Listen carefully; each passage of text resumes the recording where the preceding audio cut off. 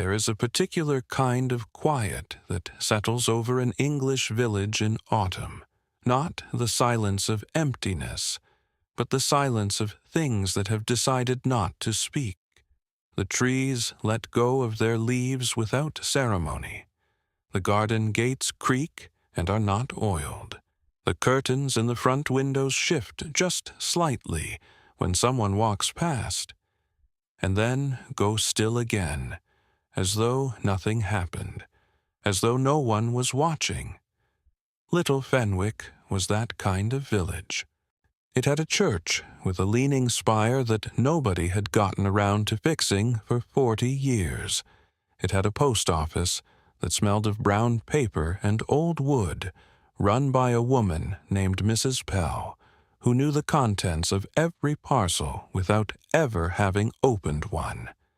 It had a pub, the Crowing Hen, where the same 4 men had sat at the same table every Friday evening since before the war, and where the topic of conversation had not meaningfully changed in all that time.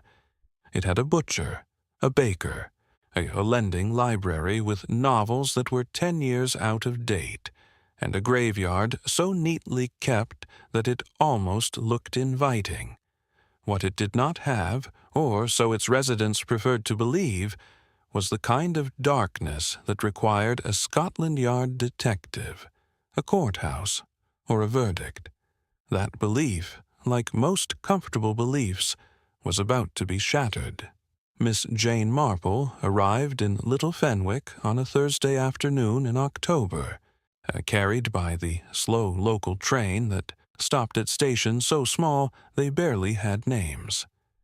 She had a tapestry bag on her lap, a pair of reading spectacles pushed up into her white hair, and the general appearance of someone's elderly aunt who had perhaps gotten on the wrong train by mistake. The young man across from her in the compartment, a salesman of some sort, with an exhausted briefcase and ink-stained fingers, glanced at her once, decided she was harmless, and went back to his newspaper. He was not the first person to make that mistake about Miss Marple. He would not be the last. She was visiting her old friend Edith Foster, who had written in September with the particular kind of letter that says, "Come and stay for a few days," but means, "I am lonely, and I am worried, and I do not quite know how to say either of those things plainly."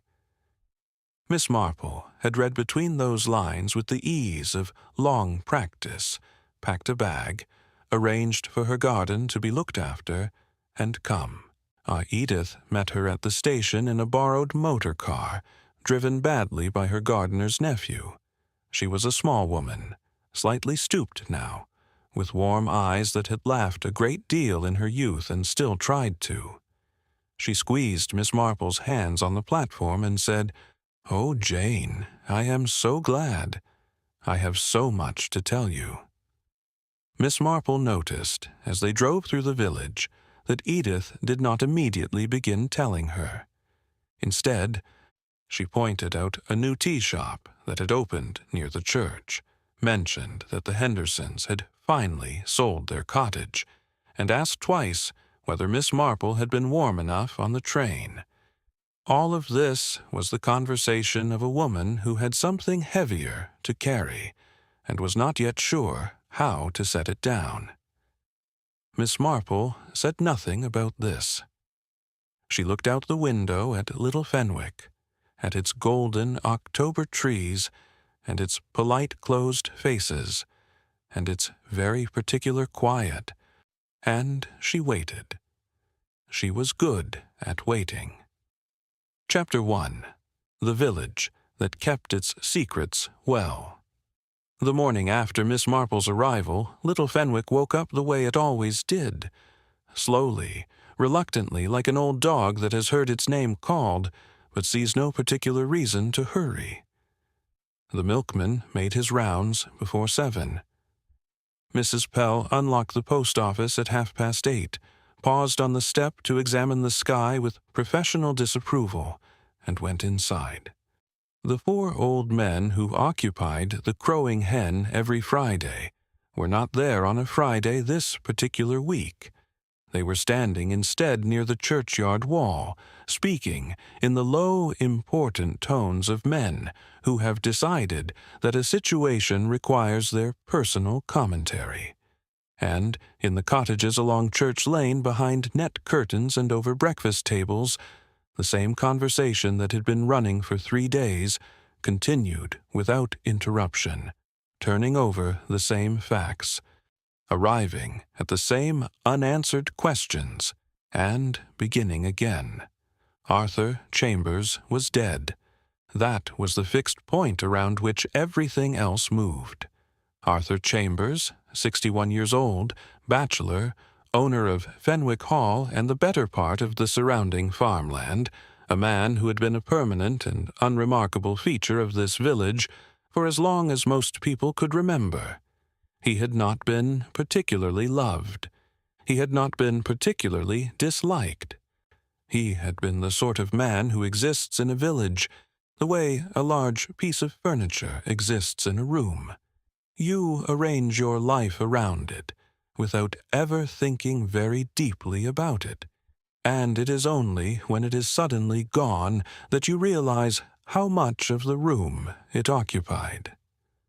He had been found on Tuesday morning, just after 6 o'clock, by his housekeeper, Mrs. Brent, who had gone out to cut herbs for breakfast, and instead found her employer lying face down among the rose bushes near the garden wall.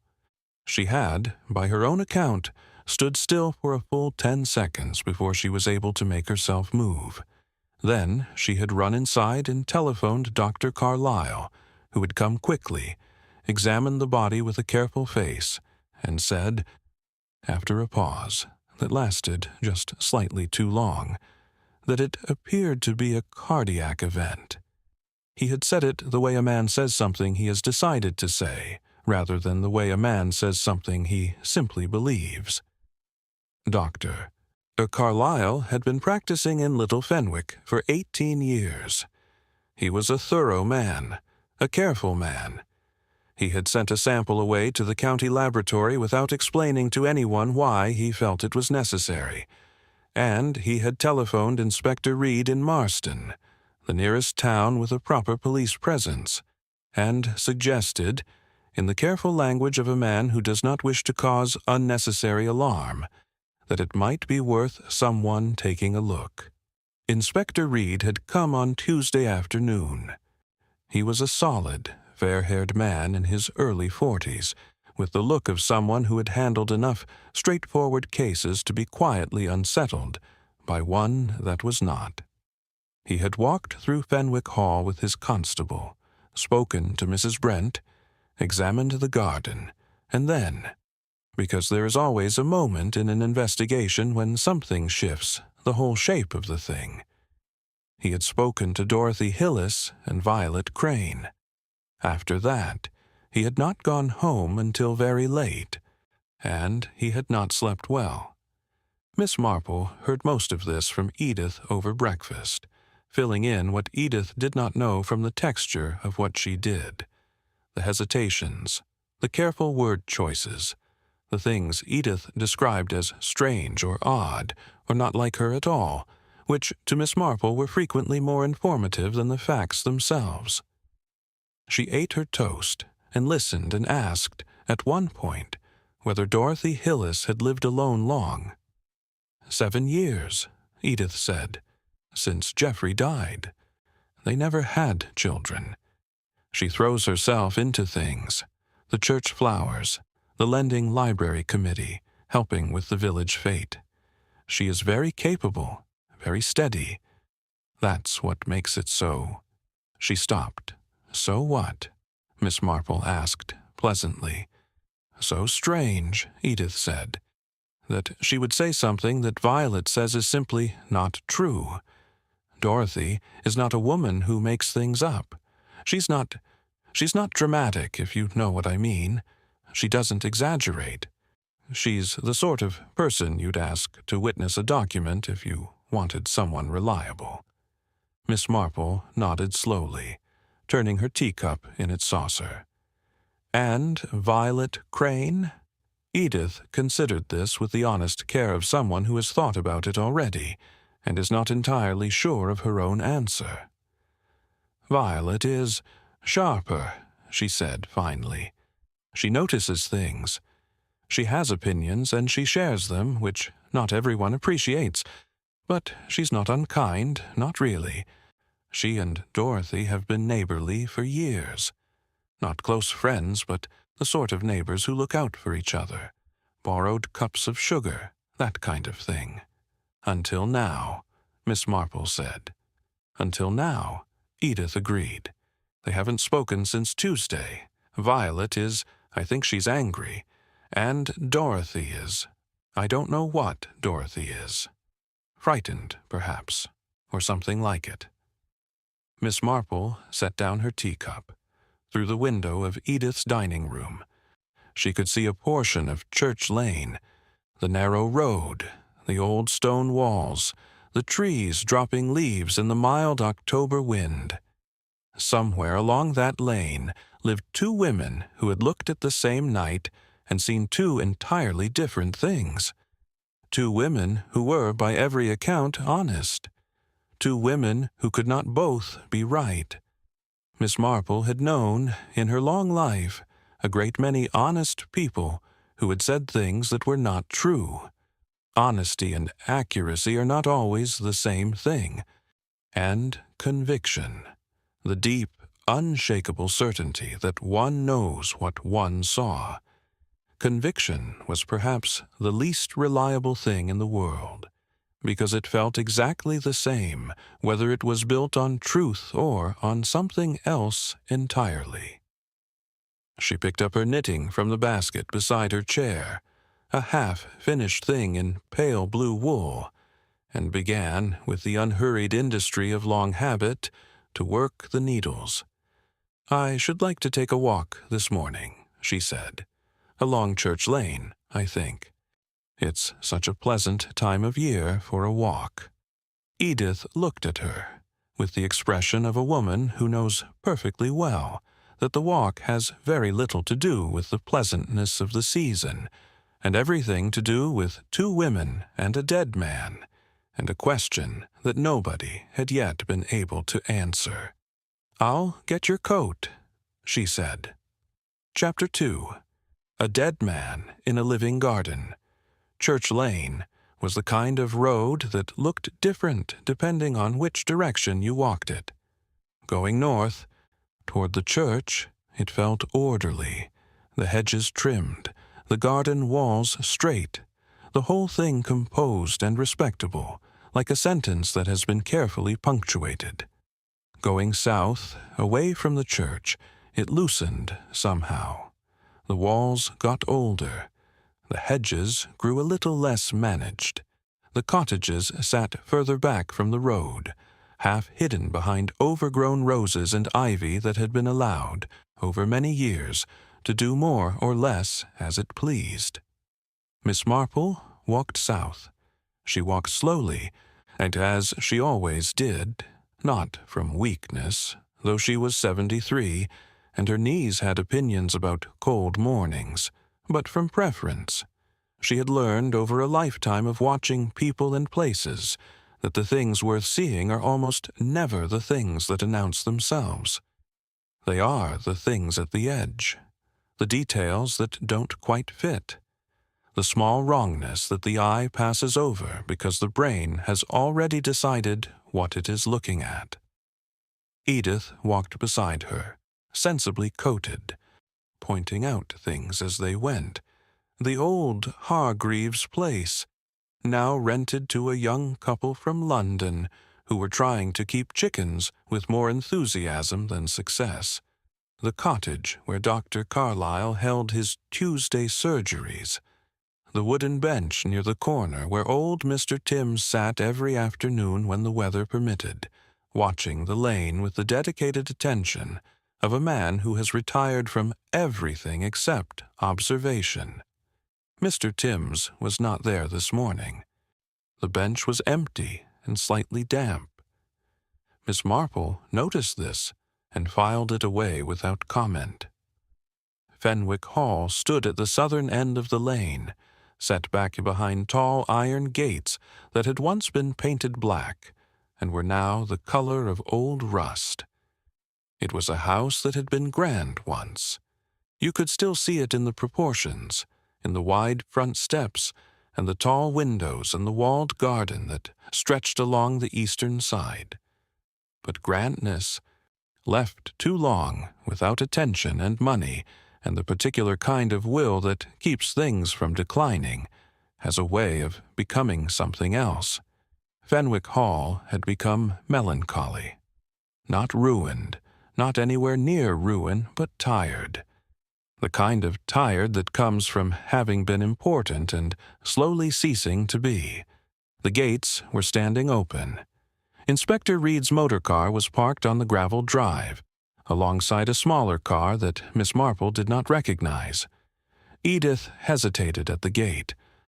"I'm not sure we should—" "I think we might just speak to Inspector Reed," Miss Marple said, in the mild, pleasant tone she used when she had already decided what was going to happen. "I met him briefly last evening, you remember.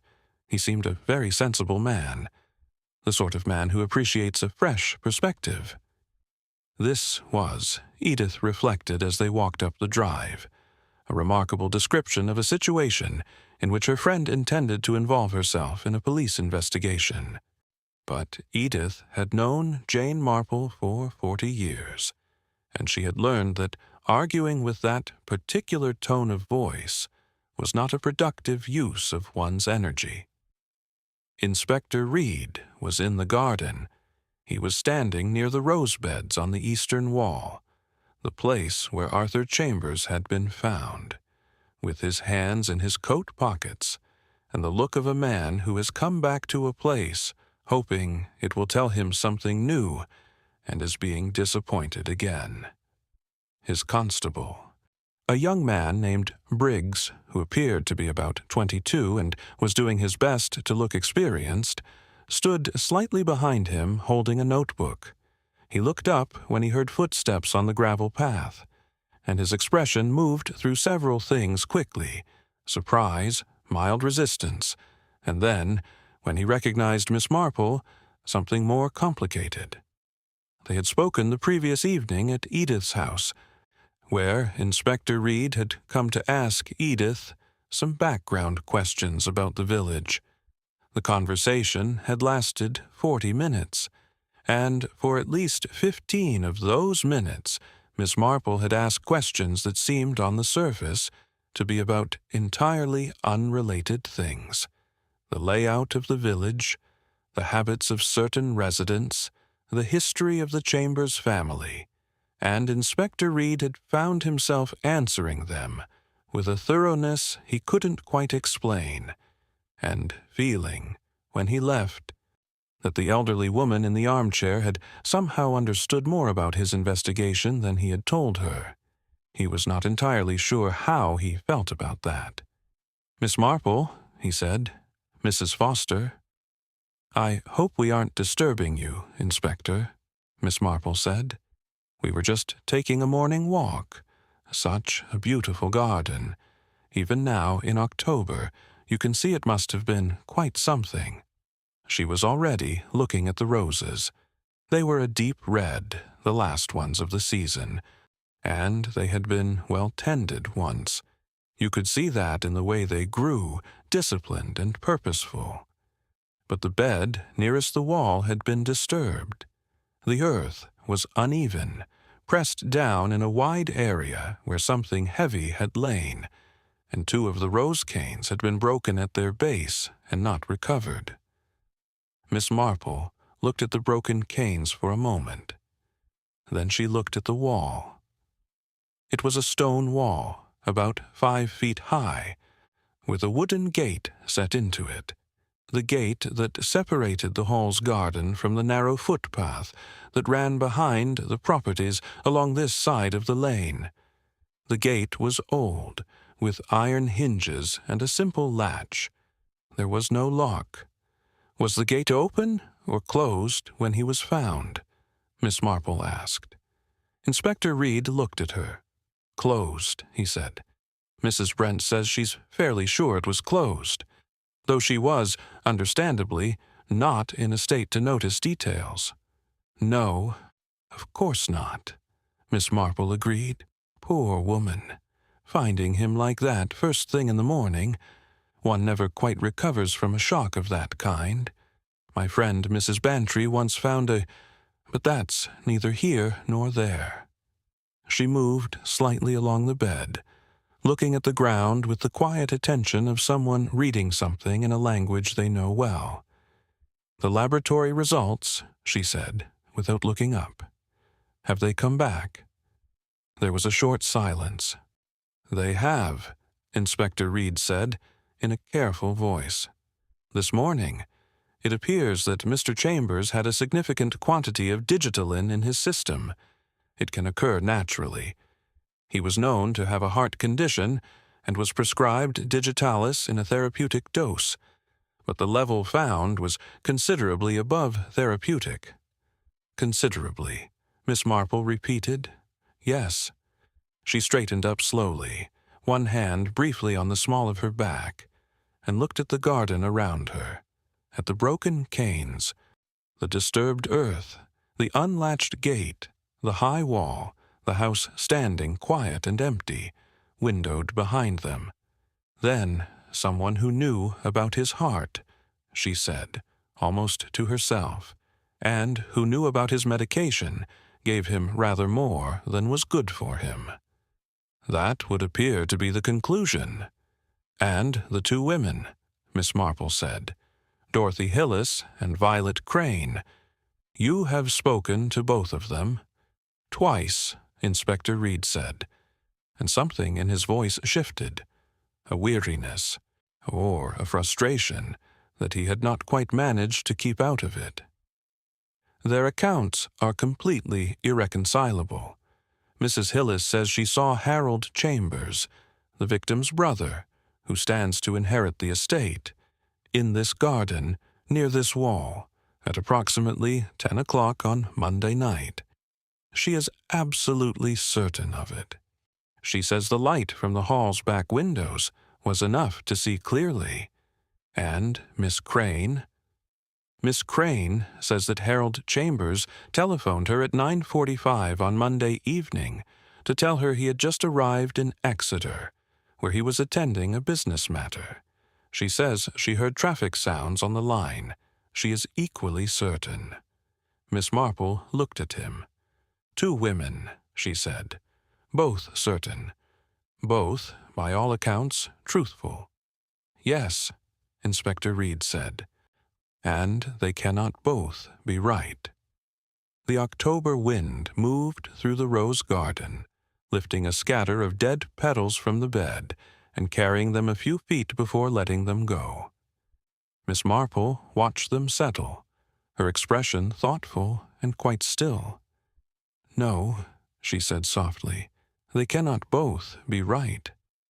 She turned, then, and looked at the house. I wonder, she said, if I might see the room where Mr. Chambers kept his medication. Chapter 3. Dorothy Speaks. Dorothy Hillis answered the door herself. She was a woman of about 55, with the kind of face that had probably been pretty in youth and had since become something better. Composed, intelligent, the sort of face that has lived in it. Her hair was dark with threads of gray pulled back neatly, and she wore a plain blue dress under a cardigan that had been washed so many times it had softened to the color of winter sky. She looked, at first glance, exactly like what Edith had described. Steady, capable, the sort of woman you would trust to witness a document or hold a confidence, or tell you an uncomfortable truth without dressing it up. She looked, at second glance, like a woman who had not slept properly in 3 days. Mrs. Foster, she said, and her eyes moved immediately to Miss Marple, with the careful, assessing look of someone who has been spoken to by enough strangers recently to be cautious of new ones.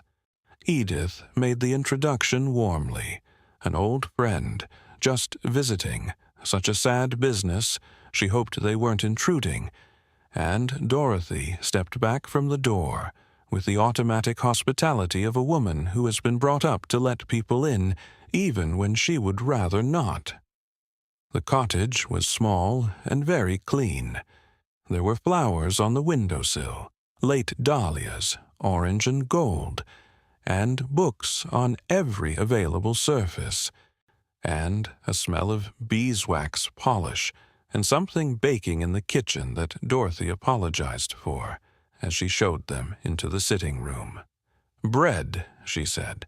"I bake when I can't settle. It's a habit."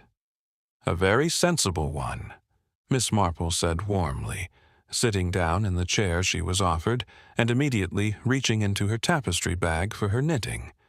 "There is something very steadying about bread. The rhythm of it, I always think. My own habit is knitting, but I imagine they work in much the same way." Dorothy looked at her, really looked at her, for the first time, and something in her expression shifted. Not suspicion exactly, but a recalibration, as though she had expected one thing and found another.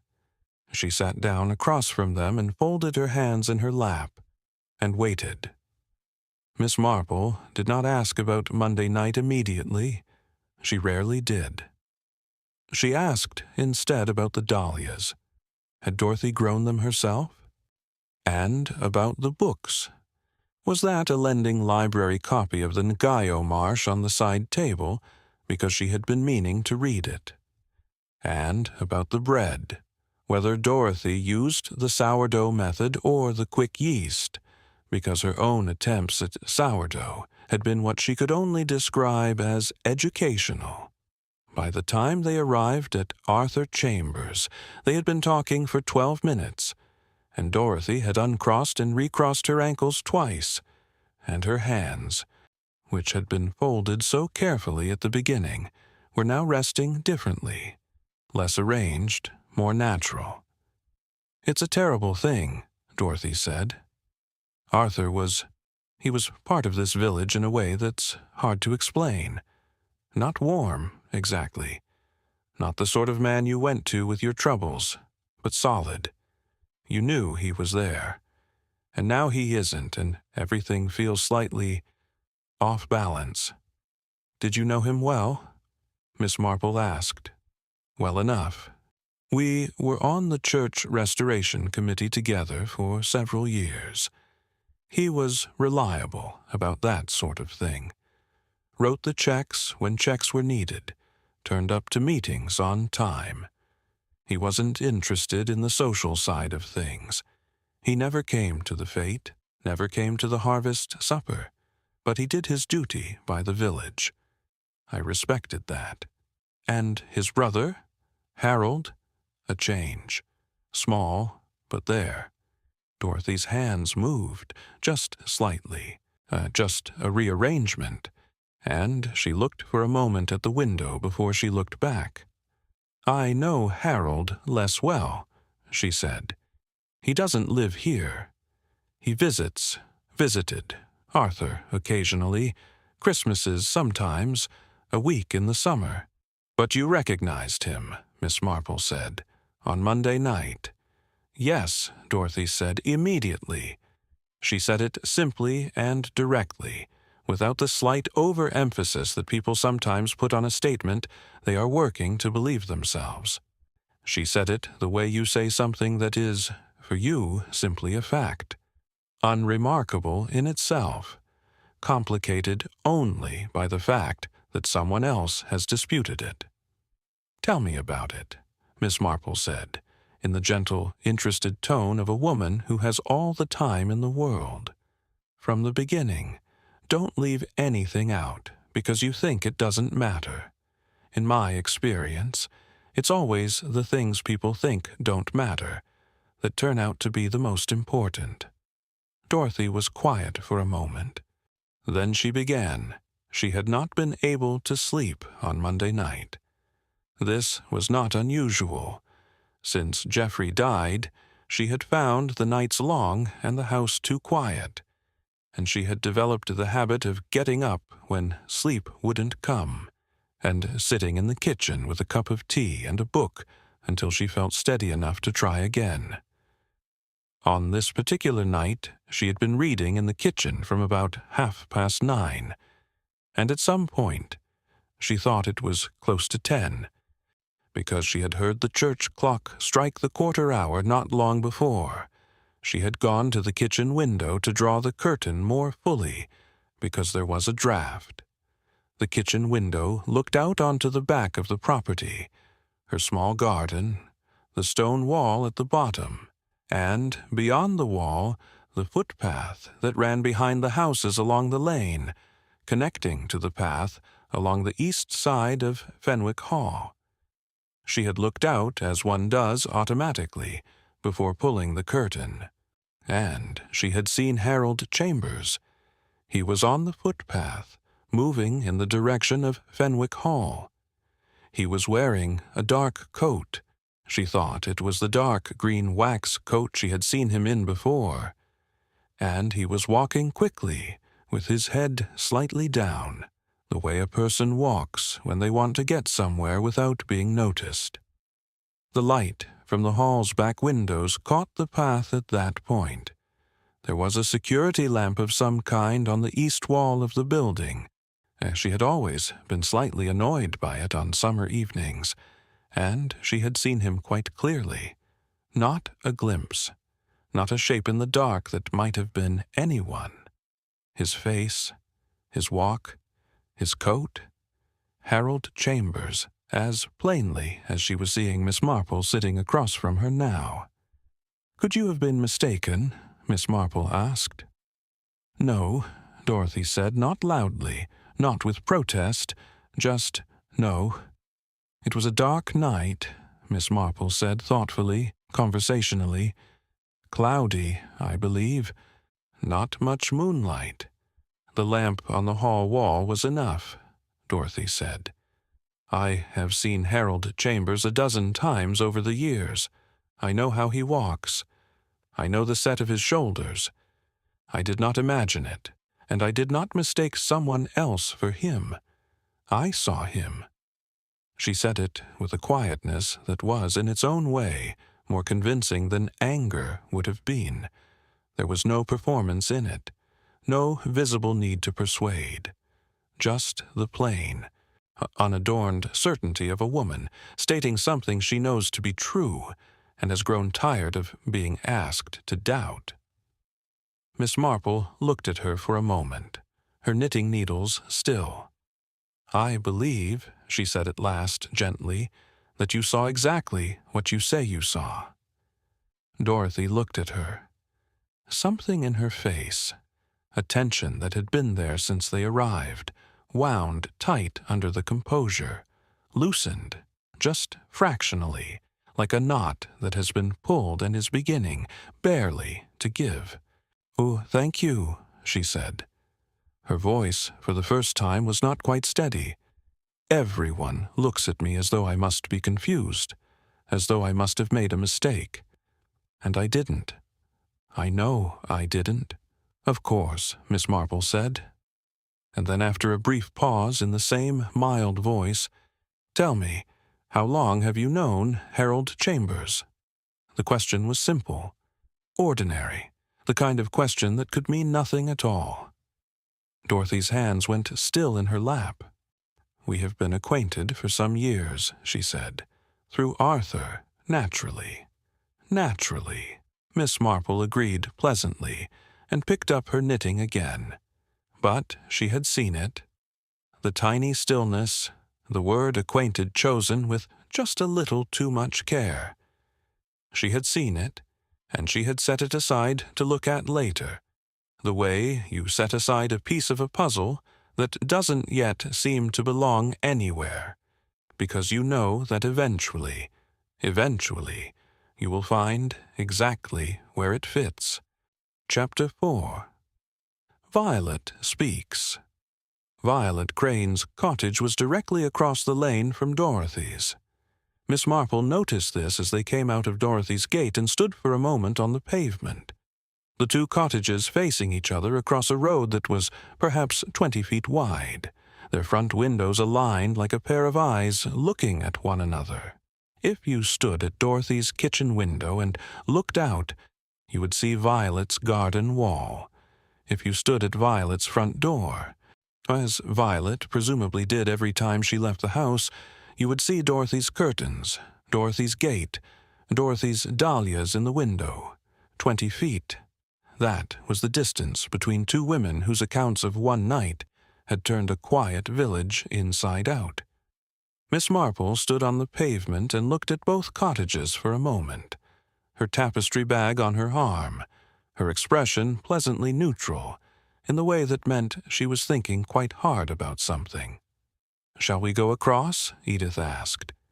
"Yes," Miss Marple said. "I think we shall." Violet Crane came to the door before they knocked.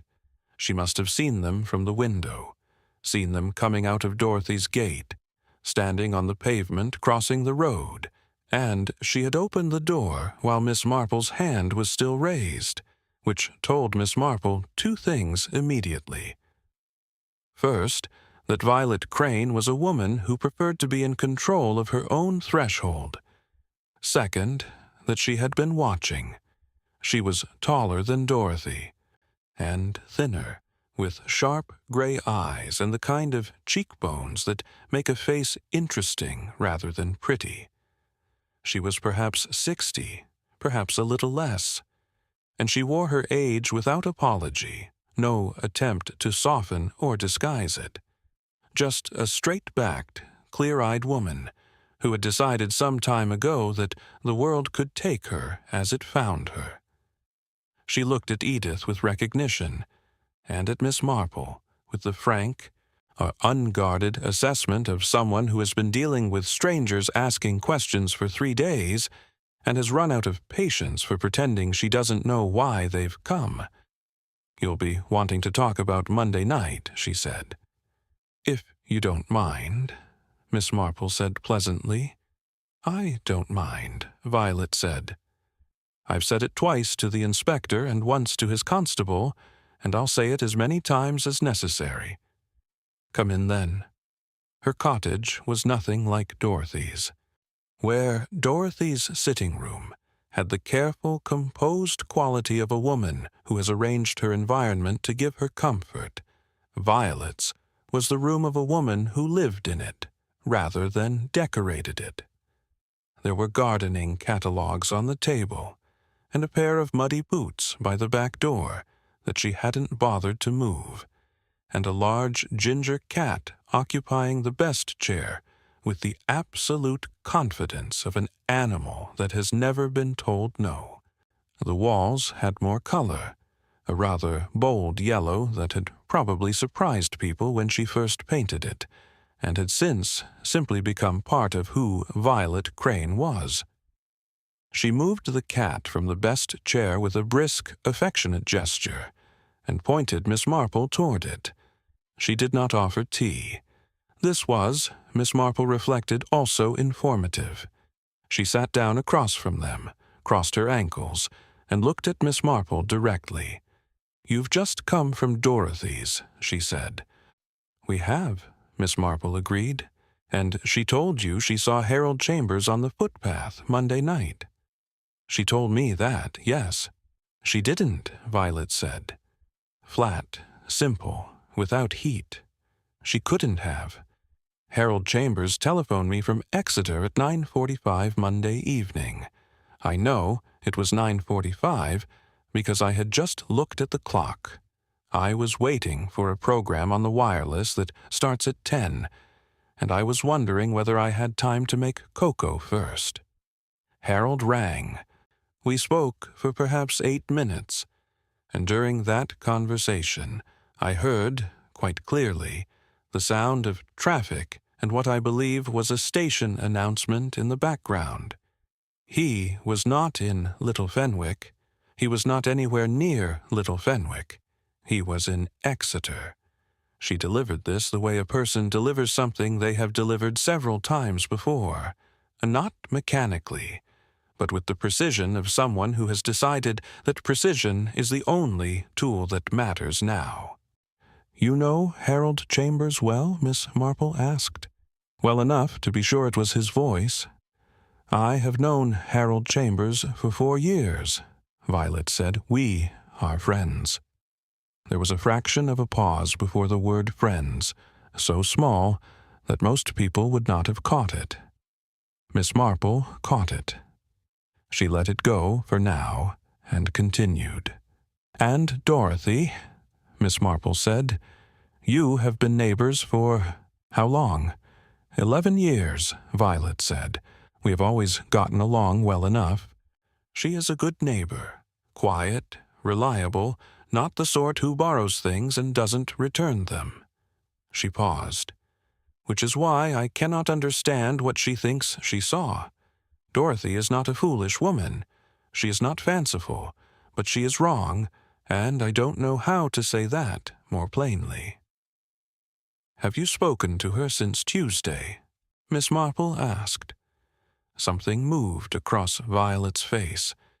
It was quick, and she controlled it quickly, but it was there, a complicated thing, part anger and part something else that sat closer to grief. "No," she said. "It must be difficult," Miss Marple said, in the gentle, non-committal way she had. "To look across the lane at someone you have known for 11 years and not be able to speak to them. It's not a question of being able to," Violet said with a sharpness that was perhaps slightly too sharp for the words themselves. "It's a question of what there is to say. She has told the police she saw something that she did not see. Either she is mistaken, or she is—" She stopped. "Or," Miss Marple said softly. Violet looked out the window at Dorothy's cottage, directly opposite, its curtains still, its gate closed. "I have known Dorothy Hillis for 11 years, she said. "She's not the sort of woman who lies." Which means she believes what she is saying, and that— She stopped again. "That worries you more than if she were lying," Miss Marple said. Violet looked at her sharply. Then, slowly, the sharpness softened into something closer to helplessness, the expression of a woman who has been holding a very firm position and has just been shown by someone else exactly why it frightens her. "Yes," she said quietly. "It does." Miss Marple nodded. She looked down at her knitting for a moment, working 2 stitches without hurry. "Tell me," she said, "about Harold's visit last Christmas. He came to the village, I believe. Did he call on you then?" The question landed in the room with a gentleness that was entirely deceptive. Miss Marple had learned over many years that the questions that disturb people most are never the ones that sound like weapons. They are the quiet ones, the ones that seem to come from nowhere, to be about nothing, and somehow reach the thing that has been most carefully protected. Violet's hands moved to her lap and folded there. "He came for tea," she said, "on Boxing Day. We correspond occasionally. He is good company, intelligent. He has—" She paused, and chose her next word with a care that was visible. "He has always been very considerate toward me," she said. Miss Marple looked at her. This tall, straight-backed, sharp-eyed woman who had lived alone for as long as anyone in the village seemed to know, who had painted her walls yellow and kept a ginger cat and grown the best sweet peas in Little Fenwick. And she saw, underneath all of it, something that Violet had not quite managed to hide. Not with the knitting needles, not with the muddy boots by the door, not with the absence of tea or the flatness of her voice when she said she is wrong about Dorothy. Miss Marple saw it, and she recognized it, and she felt, not triumph, nothing as sharp as that, but a deep, quiet sadness, because she had seen this before. She had seen it in St. Mary Mead and in London, and in a dozen places in between. She knew what it looked like when a sensible woman had allowed herself, carefully and privately and with the best of intentions, to love someone who had not deserved it. She did not say any of this. She finished her row of knitting, tucked the needles together, and smiled at Violet with genuine warmth. "You have been very helpful," she said. "Very clear. Thank you." They walked back across the lane in the pale October light, and Edith waited until they were well out of earshot before she said, quietly, "Well?" Miss Marple did not answer immediately. She was looking up the lane toward the church spire, leaning, unrectified, against the gray sky. "Two honest women," she said at last, "both telling the truth as they know it. But they can't both be right," Edith said. "No," Miss Marple agreed softly, "they can't." She began to walk again, her tapestry bag on her arm, her eyes thoughtful.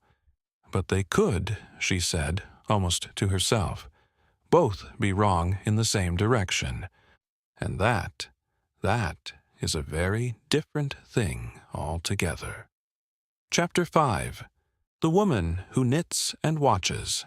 That evening, Miss Marple sat by Edith's fireplace and did not read. The book was open on her lap, a perfectly good detective novel that she had been meaning to finish for 2 weeks. But her eyes were not on the page. They were on the fire, or rather on the space slightly beyond the fire, the unfocused middle distance that is not really a place at all, but a condition of the mind. Edith, who knew her well enough to recognize this state, had quietly refilled her tea and gone to write letters at the desk in the corner without being asked. Outside, the wind had picked up. It moved through the elm trees along the lane with a sound like turning pages, and every few minutes a gust would push smoke back down the chimney, and the fire would flicker and recover. Miss Marple noticed this each time it happened without really registering it. She was thinking. She was thinking about the way Dorothy Hillis had said acquainted when she meant something else. She was thinking about the pause before Violet Crane said friends.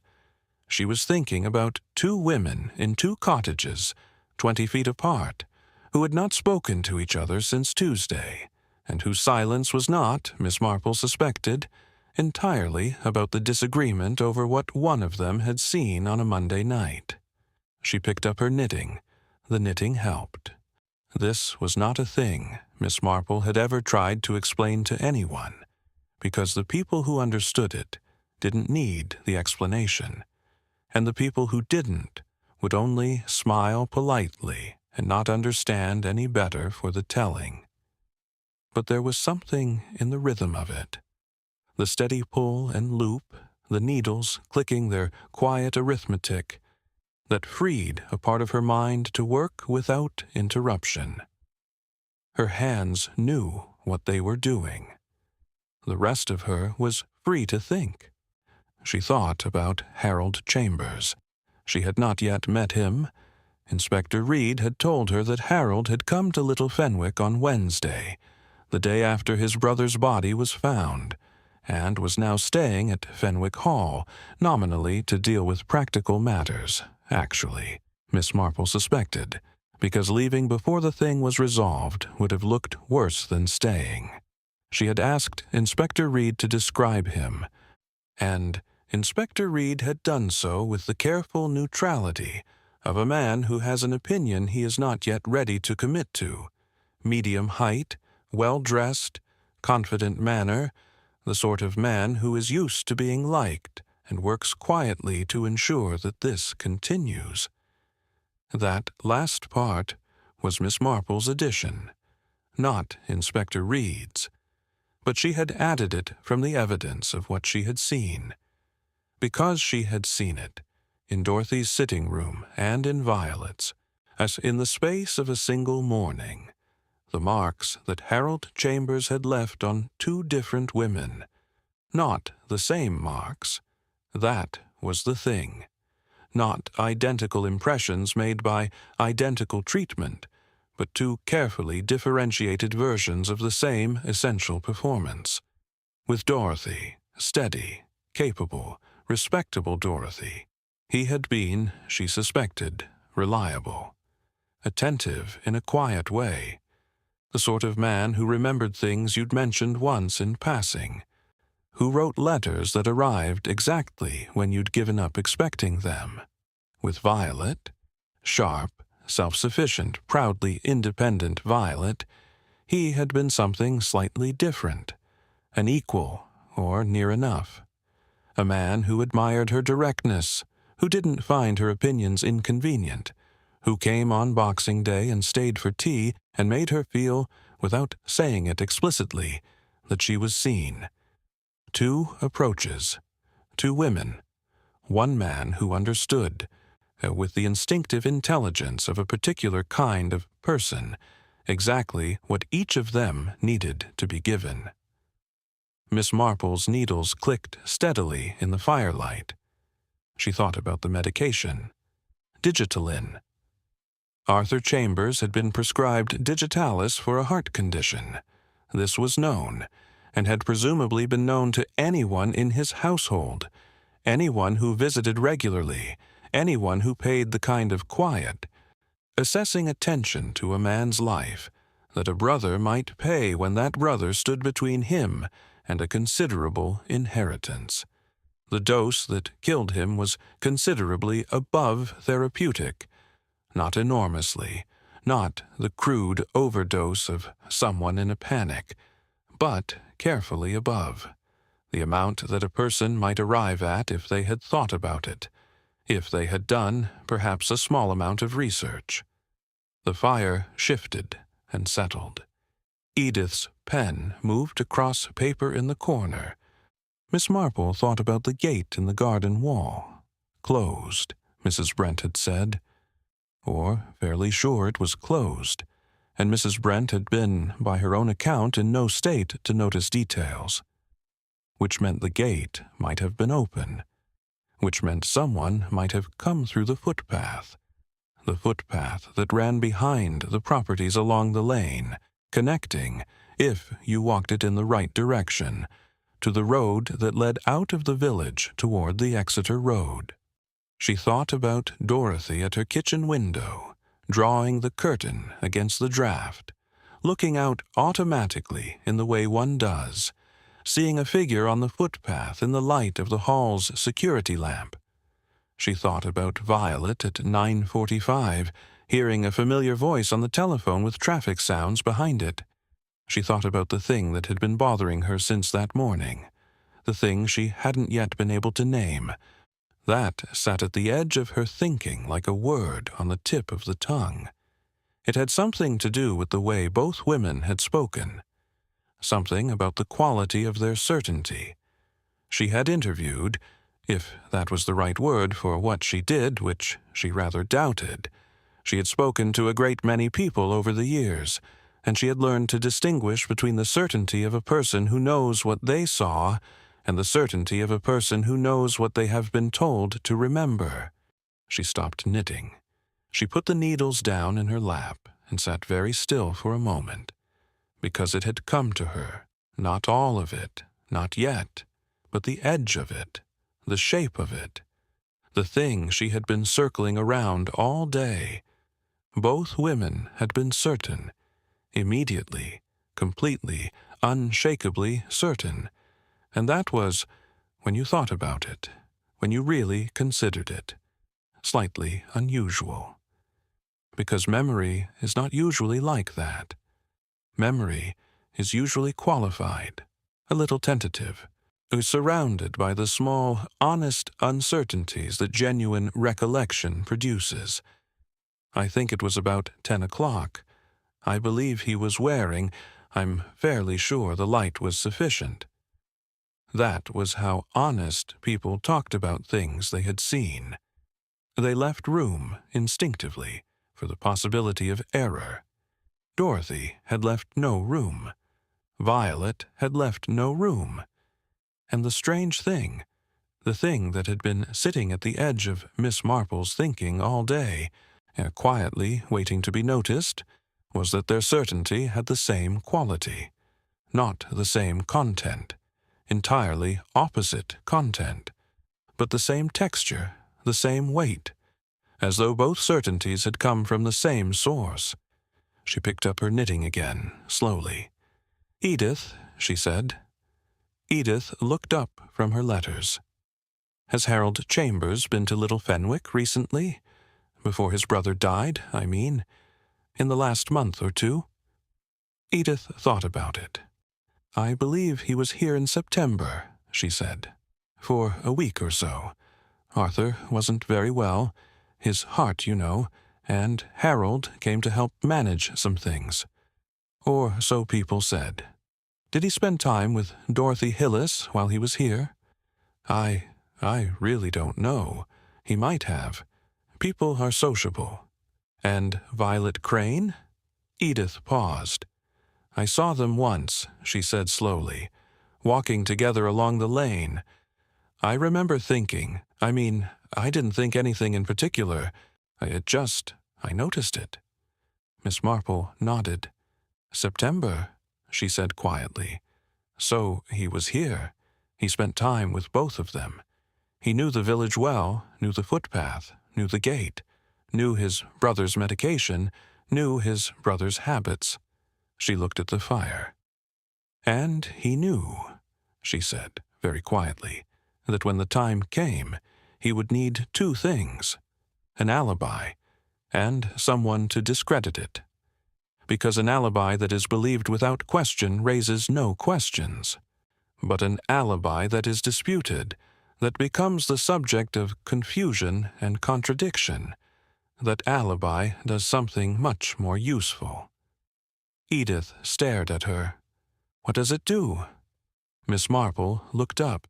Her eyes, in the firelight, were very clear. "It makes everyone look at the alibi," she said, "instead of at the man." The fire crackled. Outside, the wind moved through the elms again, long and slow, like a breath held and released. Edith set down her pen. "Jane," she said, "are you saying that Harold—" "I'm not saying anything yet," Miss Marple said. "I'm thinking." She picked up her knitting and continued, stitch by steady stitch, into the quiet evening. But her eyes were bright. Chapter 6. Old Sins Cast Long Shadows. Miss Marple did not sleep particularly well that night, but this did not trouble her. She had reached an age where sleep was a negotiation rather than a certainty, and she had learned to use the wakeful hours rather than resent them. She lay in Edith's spare bedroom, listening to the wind in the elms and the occasional creak of the old house settling around her, and she thought about a man named Gerald Forbes. Gerald Forbes had lived in St. Mary Mead for 3 years, arriving from somewhere vaguely northerly with a pleasant manner and a moderate income, and the particular charm of a man who made every woman he spoke to feel that she was the only interesting person in the room. He had left St. Mary Mead rather suddenly, just ahead of 2 separate breach of promise suits and a question about some missing securities that had belonged to an elderly widow on the high street. Miss Marple had seen him coming from the beginning, had recognized the type immediately, the way you recognize a familiar plant from its first shoot, before it has flowered or fruited or shown itself fully. The type was not common, but it existed, and it left, wherever it went, the same distinctive wreckage, not violent, not dramatic, but quiet, personal. The wreckage of trust misplaced, of affection used as a tool, of women who had believed themselves to be the sole recipient of something that had been distributed, with practiced even-handedness, among several. Harold Chambers, Miss Marple thought in the darkness of Edith's spare bedroom, was of this type. She was not yet certain. She was careful never to be certain before the evidence warranted it. But she was close enough to certainty to know what she needed to look for in the morning. She came down to breakfast early and found Inspector Reed already at Edith's kitchen table, which surprised her only slightly. Edith had clearly telephoned him the previous evening. Edith, who maintained that she was simply a retired schoolteacher who happened to have an extraordinary friend, and who then proceeded, on every occasion, to act as that friend's most effective deputy. Inspector Reed had a cup of tea and the expression of a man who has been thinking hard and arriving at conclusions he finds uncomfortable. He stood when Miss Marple came in, which she appreciated, and sat down again when she waved him back to his chair. "Mrs. Foster tells me," he said carefully, "that you have a theory." "I have an idea," Miss Marple said, accepting her tea from Edith, "which is not quite the same thing. An idea needs evidence. I would like your help finding some." Inspector Reed looked at her steadily. He had, she thought, gotten over his initial uncertainty about her and arrived at something more useful, a practical willingness to follow a thread he hadn't found himself, wherever it led. "What do you need?" he said. "Several things," Miss Marple said. First, Harold Chambers was in Little Fenwick in September for approximately a week. I need to know his movements during that week. Specifically, whether he spent time with Dorothy Hillis and Violet Crane, and in what circumstances. Reed made a note. Second, the telephone call. Violet Crane received a call at 9:45 on Monday evening from a man she believed to be Harold Chambers, calling from Exeter. I need to know whether that call can be traced, whether it was made from a public telephone box, and if so, where that telephone box is located. Reed looked up. "You think the call wasn't from Exeter?" "I think," Miss Marple said, "that a man who is clever enough to plan what I believe was planned would not leave his alibi entirely to chance. Violet believed she heard traffic and a station announcement in the background. These are not difficult things to arrange. A motor car, engine running, a wireless turned to an appropriate program. Human beings hear what they expect to hear when someone they trust tells them where they are calling from." Reed was quiet for a moment. If the call was made locally, then Harold was never in Exeter at all, Miss Marple said, which means Dorothy Hillis did see him on the footpath, which means he went through the garden, administered the additional medication to his brother. Not dramatically, you understand, simply adjusted his evening dose in a way that would appear, to a man with a known heart condition, as simply the heart giving way at last, and then walked back along the footpath to wherever his motor car was parked. And the telephone call to Violet was his safety net. Reed said slowly. If anyone doubted him, she would come forward. A reliable woman, a friend, certain she had spoken to him in Exeter. And Dorothy, Miss Marple said, was the variable he didn't account for. He knew Dorothy might see him. The footpath was a risk he accepted. But he expected that if Dorothy came forward, Violet's testimony would simply cancel hers out. Two reliable women, contradicting each other. Confusion, doubt. The investigation spinning in circles while everyone argued about which woman was right. She set down her teacup. He needed the contradiction, she said. That was the elegant part of it. He didn't just need an alibi. He needed a disputed alibi. Because a disputed alibi becomes the story.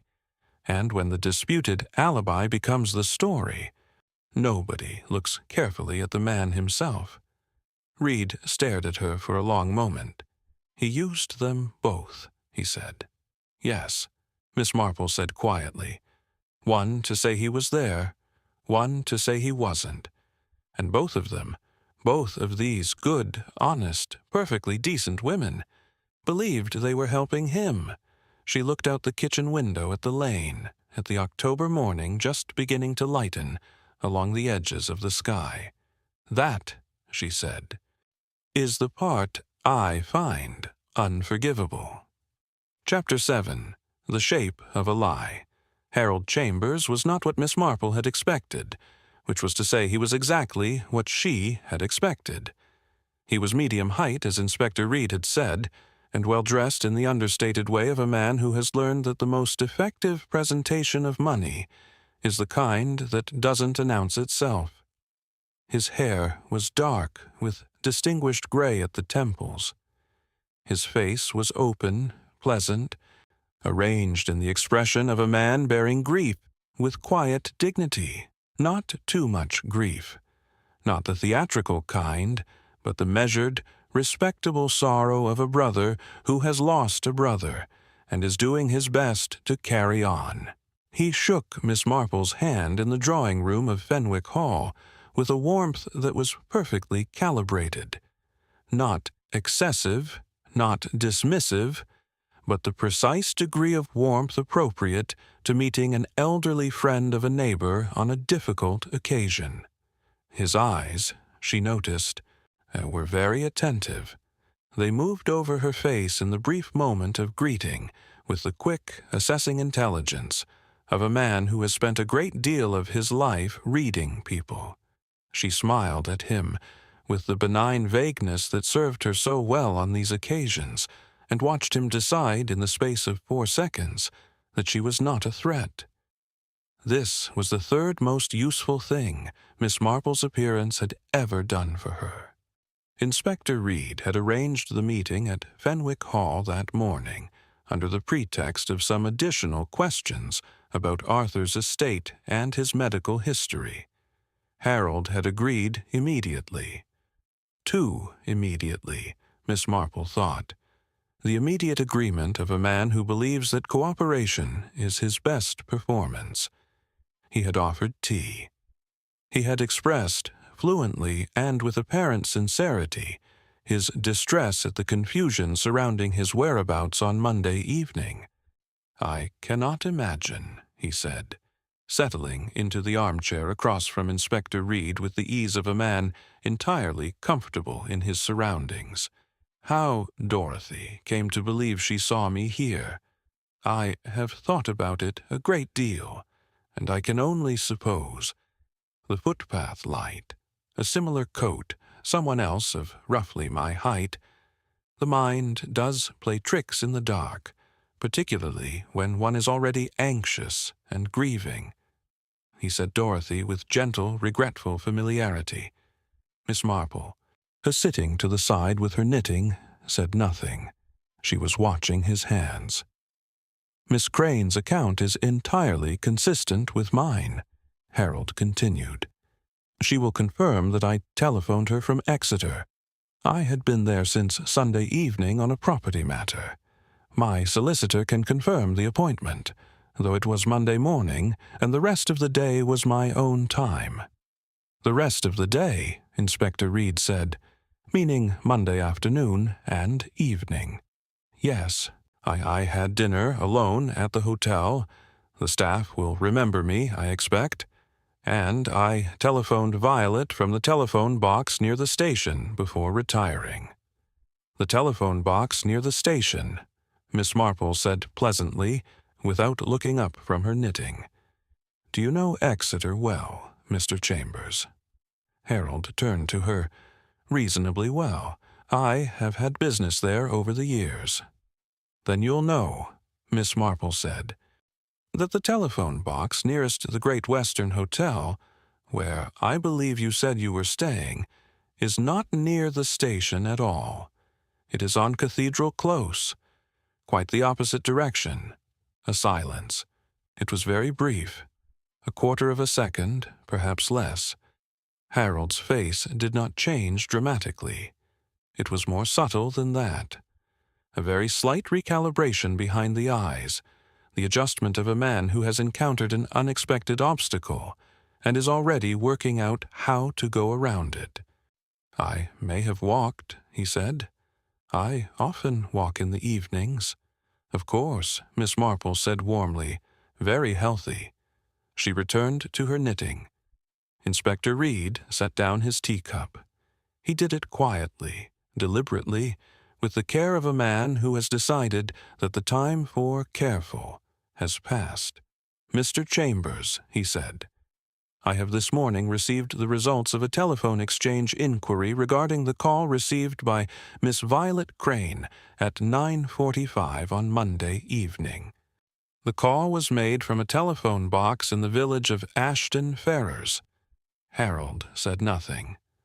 "Ashton Ferrers," Inspector Reed continued, "is 7 miles from Little Fenwick. It is not in Exeter. It is not in the direction of Exeter. It is, however, directly on the road one would take when leaving Little Fenwick in a hurry on a Monday night." The room was very quiet. Outside, a wood pigeon called twice and was silent. Miss Marple looked up from her knitting. She looked at Harold Chambers with an expression that was not unkind. She was rarely unkind even now, even here, but was absolutely clear. The pleasant vagueness was gone. In its place was something that had always been there underneath, waiting with the patience of a thing that knows it will eventually be needed. "You were very clever," she said to him, in the mild, conversational tone she might have used to compliment someone on a well-made cake. The disputed alibi was genuinely ingenious. Most people in your position provide one account and hope it holds. You provided two. One to establish your absence, one to undermine the witness who could establish your presence. You created the contradiction deliberately, and then you relied on the fact that a contradiction, once established, tends to absorb all the available attention. Harold looked at her.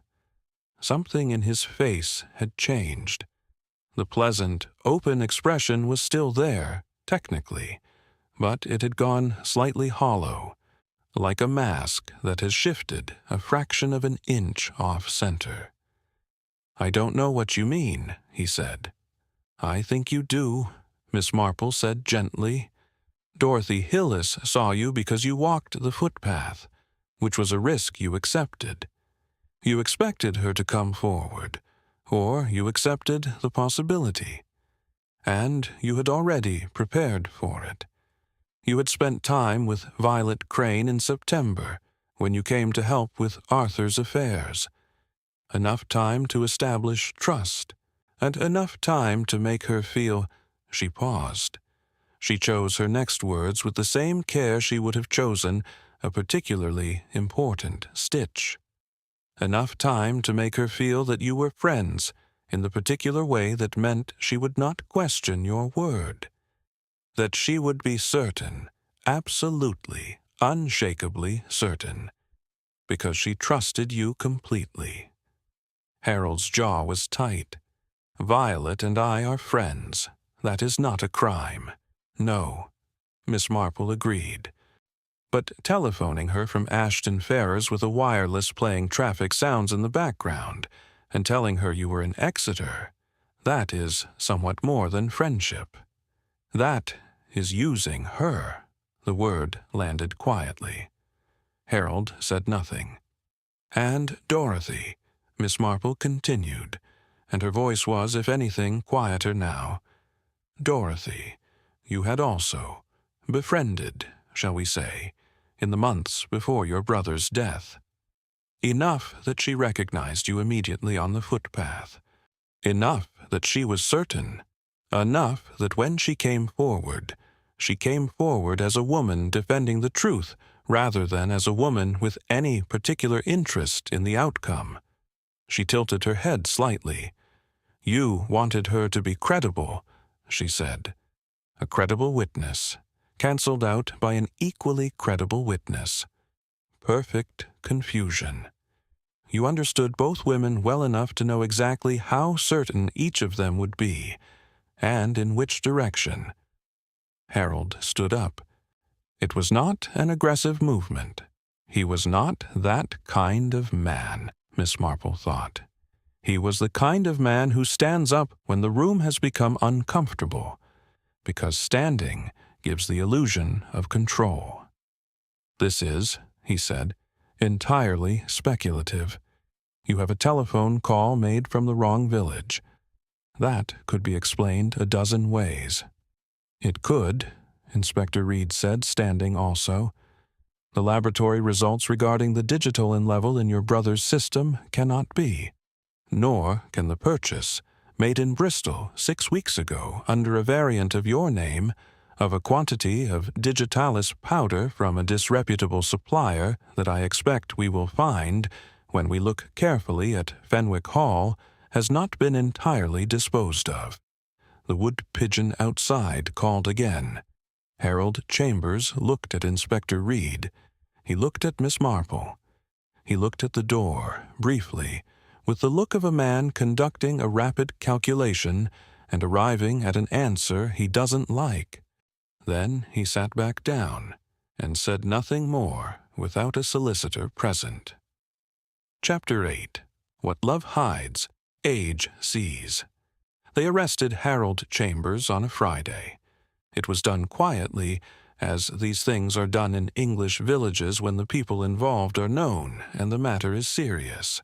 No drama, no raised voices, just Inspector Reed and his constable arriving at Fenwick Hall in the early afternoon, and Harold walking out between them with his coat on and his face arranged in the careful neutrality of a man who has decided that composure is the last dignity available to him. Mrs. Brent watched from the kitchen window. 2 of the farm hands who worked the Hall's land watched from the yard. Old Mr. Timms, who had reappeared on his bench by the lane corner with the reliable instinct of a man who senses when something worth watching is about to happen, who watched from his usual position with his hands on his knees and his expression giving nothing away. The motor car drove down the lane, turned at the church, and was gone. Little Fenwick stood very still for a moment, the way a village does when something it half suspected has been confirmed. Not shocked, exactly, but adjusted, recalibrated. The silence lasted perhaps 30 seconds before Mrs. Pell came out of the post office to speak to the baker's wife, and the 4 men who usually occupied the Crowing Hen on Fridays began walking toward it an hour earlier than usual, and the long, quiet machinery of village conversation began turning over this new and substantial material. Miss Marple, standing at Edith's sitting-room window with her tapestry bag on her arm, watched the lane settle back into itself and thought about 2 women in 2 cottages who did not yet know that the thing they had argued about for 4 days had just resolved itself into something far worse than either of them had understood. She went to Dorothy first. Dorothy was in her garden when Miss Marple came through the gate. Not gardening exactly, just standing among the late dahlias with her arms folded against the October cold, looking at nothing in particular. She had seen the motor car, Miss Marple suspected. She had seen it, and had come outside because the inside of the cottage had become suddenly too small to hold what she was feeling. She turned when she heard the gate, and looked at Miss Marple, and said nothing. Miss Marple walked up the path and stood beside her among the dahlias, and also said nothing for a moment. There are conversations that need a little silence at the beginning. Not the silence of not knowing what to say, but the silence of acknowledging that what is about to be said matters. "He's been arrested," Dorothy said. It was not a question. "Yes," Miss Marple said. Dorothy nodded slowly, looking at her garden. Her face was doing several things at once, the particular complicated expression of a person absorbing something they already knew on some level, but had not yet allowed themselves to fully know. "I did see him," she said. "On the path. I wasn't wrong." "No," Miss Marple said. "You weren't wrong. I thought," when Violet said, Dorothy stopped, started again. "I thought perhaps I was losing my mind. I have thought that on and off since Tuesday, that I was so certain, and she was so certain, and we cannot both." "You were both certain," Miss Marple said gently. "That part was real. Your certainty was earned. His was manufactured." Dorothy looked at her. "He telephoned Violet from a village 7 miles from here," Miss Marple said. "Monday evening, just before 10, with traffic sounds in the background. He had planned it carefully. He needed her to be certain, absolutely certain, because he knew that if you came forward, she would come forward too. And 2 certain, credible women canceling each other out would leave the investigation with nothing solid to hold." The silence lasted a long time. "He used her," Dorothy said at last. "Yes, and me." It was not a question either, but it had a different quality, quieter, more internal. The sound of a woman arriving at something she had been avoiding. "He spent time with you," Miss Marple said carefully, "in September and before that. Enough time to establish a connection. Enough that you would recognize him immediately if you saw him. Enough that your recognition would be credible to everyone who knew you." Dorothy was quiet for a long moment. A leaf came loose from the apple tree in the corner of the garden and drifted down in a slow, unhurried spiral and settled on the path between them. I thought we were." She stopped. When she spoke again, her voice was level, but it had the particular levelness of a voice that is working very hard. "I'm a grown woman, a sensible woman. Everyone says so." "Yes," Miss Marple said, "you are. That is precisely why he chose you." Dorothy looked at her. "Sensible women," Miss Marple said, "are the most convincing witnesses. He didn't want someone excitable or unreliable. He wanted someone exactly like you, steady, respectable, not the sort who imagines things. Because when you came forward, everyone would believe you. And when Violet contradicted you, it would be all the more confounding. 2 steady, respectable, unimaginable women, at complete odds." She paused. "You were not foolish, Dorothy. You were chosen for your qualities. There is a difference." Dorothy stood among her dahlias and said nothing for a while. Then she pressed her lips together briefly, straightened slightly, and nodded. A small, private nod, the kind a person gives when they are accepting something rather than agreeing with it. "Will I need to testify?" she asked. "Possibly. Inspector Reed will speak to you about that. But your account was correct in every particular. You have nothing to fear from telling the truth." "I never did," Dorothy said quietly. "That was never the problem." Miss Marple crossed the lane. Violet came to the door before she knocked, as she had before. But this time she did not have the controlled, forward energy of a woman positioning herself. She looked, instead, like someone who had been standing just inside the door for some time, without quite being able to open it. She was pale. Her sharp gray eyes were steady, but tired in the way that follows a night of not sleeping, and then discovering in the morning that you were right not to sleep. "Come in," she said, and stood back. They sat in the yellow sitting room. The ginger cat was in its chair again. The gardening catalogues were still on the table. Everything was exactly as it had been, and entirely different. "Tell me," Violet said without preamble, "what he did." Miss Marple told her. All of it, clearly and without softening, because Violet Crane was not a woman who wanted to be protected from information, and treating her as one would have been its own kind of disrespect. She listened without interrupting, her hands folded in her lap, her face very still. When Miss Marple finished, Violet was quiet for a long moment. "The telephone call," she said at last. "I was so certain. I heard his voice. I heard the traffic." "A wireless," Miss Marple said. "Turned to a suitable program. And his voice was his own. He did telephone you. He simply was not where he said he was." "I told the police he was in Exeter," Violet said.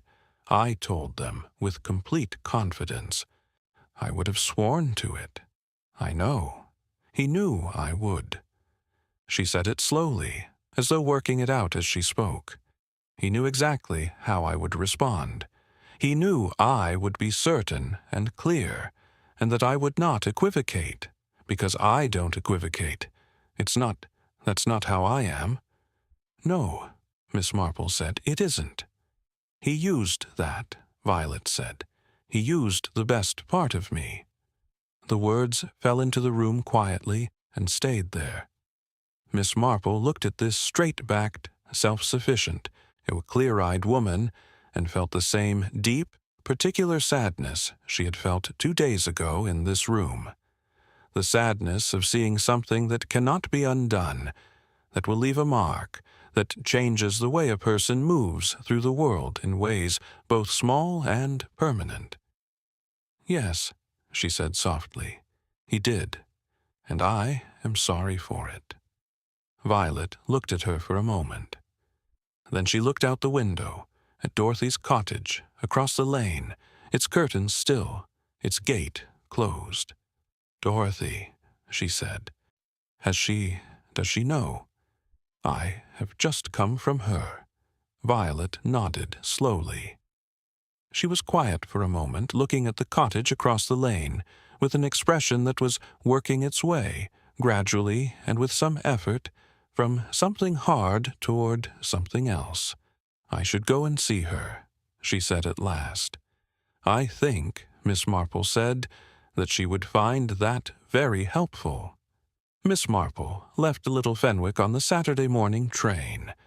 Edith drove her to the station in the borrowed motor car, the gardener's nephew at the wheel again, rather less nervous this time, and they stood on the platform together in the pale October light, with the kind of comfortable silence that belongs to two people who have known each other long enough that the silences between them are as easy as the conversation. "Will they be all right?" Edith asked. "Dorothy and Violet." Miss Marple considered this honestly, because Edith deserved honesty rather than reassurance. "Dorothy will be all right," she said. "She is the kind of woman who processes difficult things and comes out the other side with her foundations intact.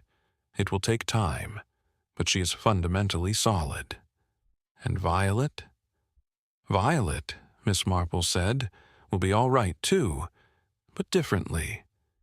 She will be angrier for longer, which is actually quite healthy. And I noticed, as I was leaving, that she was putting on her coat to go across the lane." Edith smiled. "Good."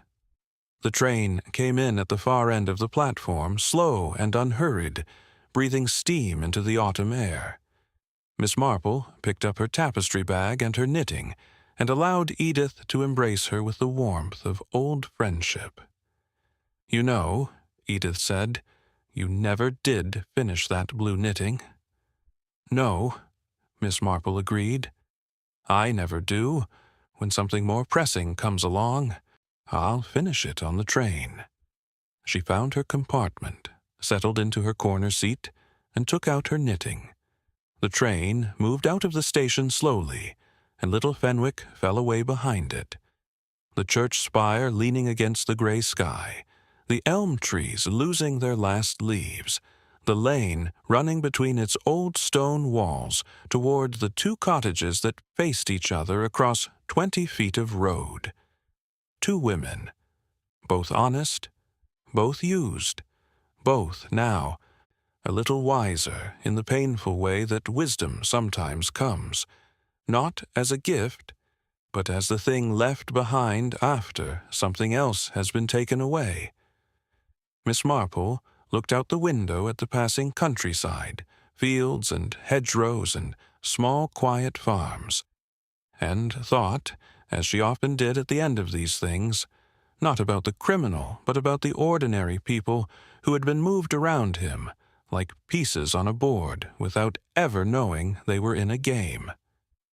That was always the real damage, not the crime itself, but the long shadow it cast over everyone who had simply been trying to live decently, and had found, through no particular fault of their own, that decency was not always sufficient protection. She picked up her knitting needles and continued the pale blue row where she had left off, and the train carried her forward through the October morning, and behind her, Little Fenwick settled back into its particular quiet, changed, as places are always changed by what happens in them, but enduring, as villages do, as people do, as truth does eventually, however long it takes to find the right pair of hands to bring it into the light. Outro. Some mysteries end with handcuffs. This one ended with two women drinking coffee on a Wednesday morning, a blue pair of bed socks finished on a train, and a village that would never quite look at its own lane the same way again. Harold Chambers had been clever, genuinely, carefully, cold-bloodedly clever. He had read two women like instruments, understood their particular frequencies, and played them against each other with the precision of someone who had spent a lifetime treating human affection as a resource to be managed rather than a gift to be honored. What he had miscalculated, what men of his particular type always miscalculate, was the one variable that cannot be anticipated, cannot be planned around, and most certainly cannot be charmed. A quiet woman in a corner chair, with knitting in her hands and 73 years of human nature catalogued behind her eyes. He had looked at Miss Jane Marple and seen someone harmless. That was, in the end, the only mistake that mattered. Dorothy planted roses. Violet won the sweet pea competition. Inspector Reed slept better. And in a locked drawer at Fenwick Hall, the truth had waited patiently, as truth tends to do, for the right person to come along and simply look. Miss Marple finished her knitting on the train home, looked out the window at the passing English countryside, and thought about nothing in particular, which meant, for anyone who knew her, that she was thinking about everything. She always was. The village kept its secrets well, but not, it turned out, well enough.